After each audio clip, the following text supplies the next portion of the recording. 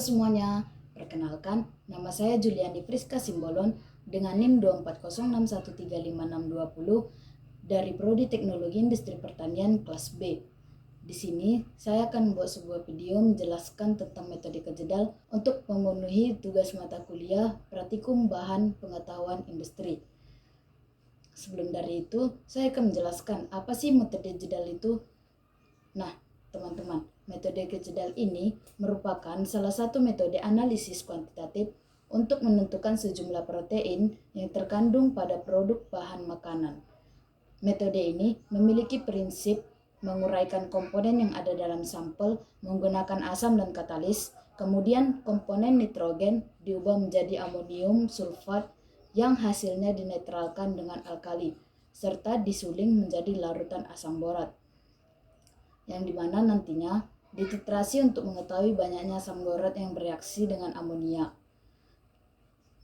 yang dimana hal ini mengidentifikasi adanya jumlah kandungan protein. Nah, dalam metode jedal ini terdapat 3 tahap, yaitu destruksi, destilasi, dan titrasi. Kita akan membahas yang pertama, mengenai destruksi, di mana destruksi ini merupakan tahap yang dilakukan dalam proses pemanasan dengan penambahan asam dan katalis, yang dalam hal ini katalis dapat berupa K2SO4 atau HGO, sehingga hal ini mampu menguraikan unsur-unsur penyusul sampel yang nantinya unsur nitrogen akan terkonversi menjadi amonium, sedangkan unsur yang lain akan berada dalam wujud gas, sehingga nantinya akan menguap. Adapun proses dalam destruksi yang telah dilakukan yaitu di mana awalnya kita membuat sebuah reagen NaOH dengan 40 gram ditambah 100 ml Aquades, asam borat 2 gram ditambah 100 ml Aquades, lalu kita timbang sampel, di mana sampel ini bisa berupa kacang-kacangan atau serelia sebanyak 1 gram masing-masing sampel yang ingin kita uji. Lalu sampel ditaruh pada labu kedal, kemudian ditambah dengan 20 ml H2SO4 sebagai pendestruksi, kemudian dimasukkan ke dalam blower, di mana blower ini merupakan tempat untuk memanaskan dari sampel yang akan kita panaskan. Setelah itu blower dihidupkan, di mana dalam proses destruksi ini dapat terjadi selama 60-120 menit. Proses destruksi akan menandakan selesai jika terjadi perubahan warna. Nah, proses yang kedua yaitu destilasi.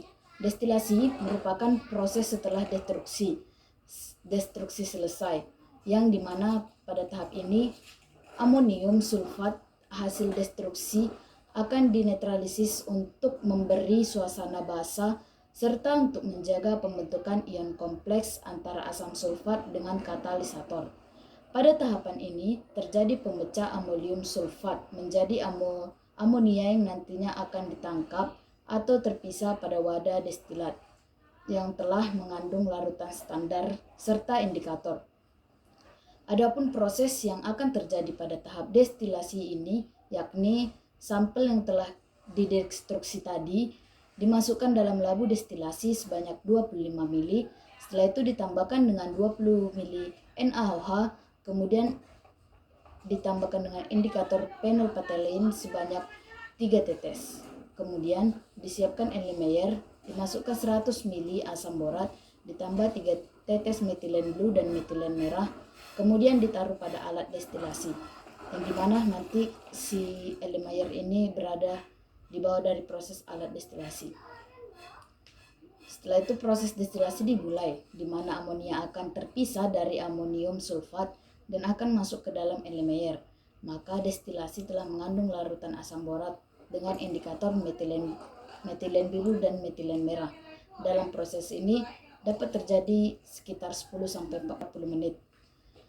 Yang ketiga, proses titrasi, di mana proses titrasi ini tahap akhir dalam metode jedal, di mana dalam proses titrasi ini akan menghitung banyaknya larutan standar yang bereaksi dengan amonia. Penitrasi yang digunakan tergantung titrat larutan standar yang dipakai. Nah, cara kerja dari titrasi ini adalah siapkan buret dan bersihkan menggunakan Aquades. Setelah bersih, kita isi dengan HCl 50 ml, lalu dititrasi sampel yang telah kita destruksi dan destilasi tadi, kita titrasi sampai berwarna. Selisih dari jumlah titrasi sampel dan HCl merupakan ekuivalen, yang dimana persen nitrogen dapat dihitung menggunakan persamaan berikut. Nah, nitrogen yang dihasilkan menggunakan persamaan tersebut akan dikalikan dengan faktor koreksi setiap sampel. Maka kita dapat menghasilkan persen dari protein. Demikian yang bisa saya sampaikan. Yeah, Bobby Valentino.